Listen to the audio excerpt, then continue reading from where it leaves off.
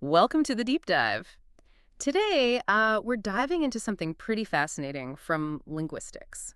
Long-distance reflexives. Yeah, it's a great topic. We've got some studies here that really dig into how these things seem to, well, challenge some basic ideas about grammar. Right, they seem to break rules.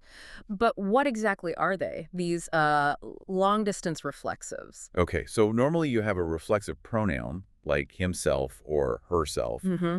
and it points back to someone, the antecedent, inside its own little part of the sentence, its clause. Think John trusts himself. Simple. Okay, local, got it. Exactly. But these long-distance ones, they can refer back to an antecedent that's like way outside their own clause, much further away in the sentence structure. Ah, okay.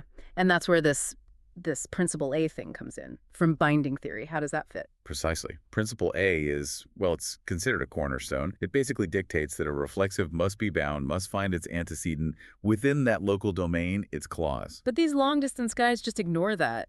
Pretty much. They are bound, they do refer back, but they do it across clause boundaries, violating what Principle A strictly predicts. And that's why linguists find them so interesting. It forces a closer look at binding domains. So is this just a weird quirk in, like, one language? Oh, not at all. It's not universal. You don't find it in English typically, but you see it in languages like Japanese, Korean, Chinese, also Icelandic, some African languages too. It's quite diverse. Wow. Oh, okay. So the fact that it happens in different language families tells us something important about grammar itself, I guess. Definitely. It suggests there are different ways languages structure these kinds of dependencies. It gives us clues about the underlying grammatical possibilities. So how does that even work, grammatically speaking? How can a pronoun reach so far back? Well, there are theories. Some propose things like maybe the local domain isn't always just the immediate clause in those languages. Or perhaps there's a kind of grammatical movement or a feature system allowing this long-distance link. We don't need the super technical details, but just knowing there are proposed mechanisms is key. Exactly. Linguists are actively working on figuring out the precise mechanics. Are there rules, though? Or can they just appear anywhere? Any restrictions? Oh, yeah, there are definitely restrictions. It's not a free-for-all. Often you find them licensed in specific types of clauses, like subjunctive clauses or clauses that report speech or thought. Okay, reporting thoughts. Yeah. That sounds like this logophoricity idea mentioned in the sources.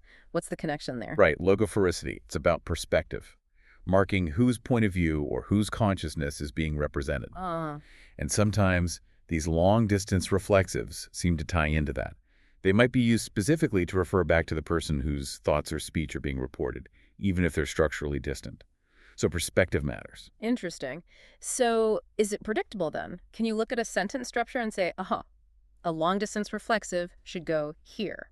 Structure is a huge part of it, yes. There are strong structural correlations, Yeah. but it's not always perfectly predictable just from syntax alone. Meaning other factors, maybe discourse, context, or information structure, like what's new versus old information, might also play a role in whether it's used or sounds natural. It's complex. Okay, another concept, syntactic islands. These are parts of sentences where dependencies are usually blocked, right? How do long-distance reflexives behave with those?